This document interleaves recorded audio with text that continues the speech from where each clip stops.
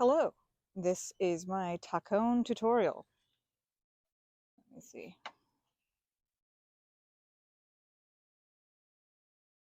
Welcome to my Tacone tutorial, my first one ever. This is the Tacone Maker, also known as a veggie sharpener. It was 3D printed and it was not even sharpened. This is just as it came. So here's the tools, is the veggies, the tacone, the cutting board, and actually also, in this case, a knife. You don't need a knife, it's just for presentation, really. Okay, this is a tomato grown by my neighbor. It is going to be fantastic because this crop has been sublime. And these two are from the farmer's market. I have a map of where it came from. One's from Hollister, one's from Fresno. But it tastes as good as homegrown, and there will be some more coming in soon. And I know there's a lot that are growing in this time, but I'm going to clear the cutting board. This too is a Hollister crop. Let's see. So the crux of it is the cucumber and the sharpener. I like to have the bottom tip down versus this is the stem, matter of preference. And so really the best parts for the tacone are at the ends here. And if you point it this way here, but the interior seed pod is like that. So the best cuts are if you're going down that way or down this way. So I'll show you, get some epic cuts. And since I'm typically right-handed, I'm just going to give you a certainty of good yield of, anyway, word. So you can see here, we have some, it's like a pencil sharpener, you know, and so the pencil sharpener has this kind of neat conal shape to it. And so how do you turn this into a veggie bowl, you might be wondering, a bit like I've been making so far. Well, you can kind of remove some of these seeds here. Tasty part, recommend it. If they're more mature, you can grow them, but for now, it's just kind of a fleshy bit you can get at.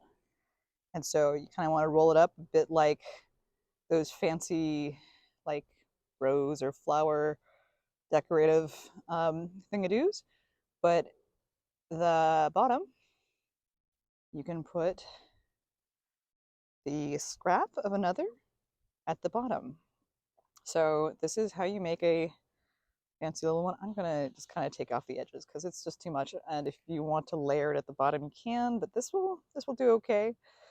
Just do that. And now that makes it a pretty cucumber heavy dish bowl thing. We can see how large we can make this. Anyway, so now let's get some fill-ins. I'll show you how I like to crack open my avocados is like this.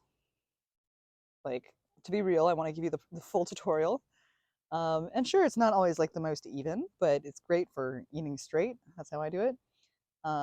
Or even just smushing out like this. I'm not a big fan of knives, you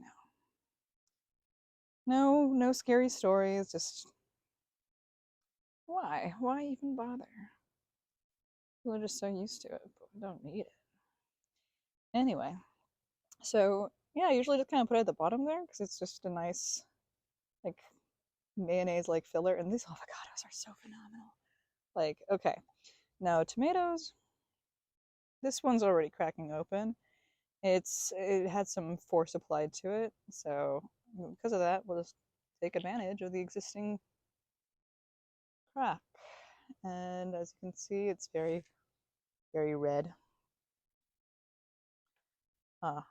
Look, now we're getting out the knife just to give you the slices. Big old slabs, just come on, you know, decadence. If this were a fancy party, I would also include mushroom ceviche.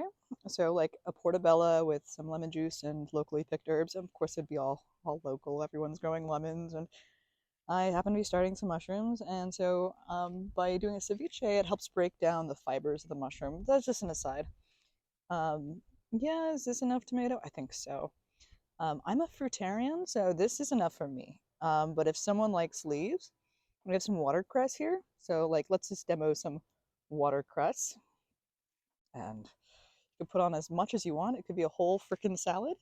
So let's demonstrate salad mode because I think that's what a lot of folks feel like is healthy and important for a balanced meal. You can always do more things like more avocado and stuff like that, and it's just lay it heavy, however you like it. It's not no fixed anything. It's like a hand salad. I took that phrase from a certain raw vegan chef person that I forgot the name of. Sorry. So anyway, you can make it. Let's just clear presentation space. Well, anyway, so this is the fully leafed out um, tacone, but the way I like it is just like that. Um, and so either, one can eat it straight, and I'll include some footage of people just eating, just chowing down, or you can be kind of like just treat it like a bowl, and so you can just kind of take pieces of it. Mm-hmm. Mm-hmm. Put it right back.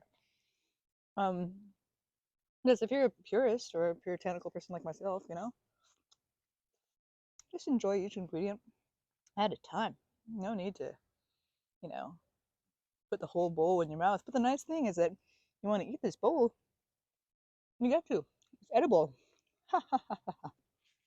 Okay, so that's my cooking tutorial, non-cooking tutorial about how to make the edible.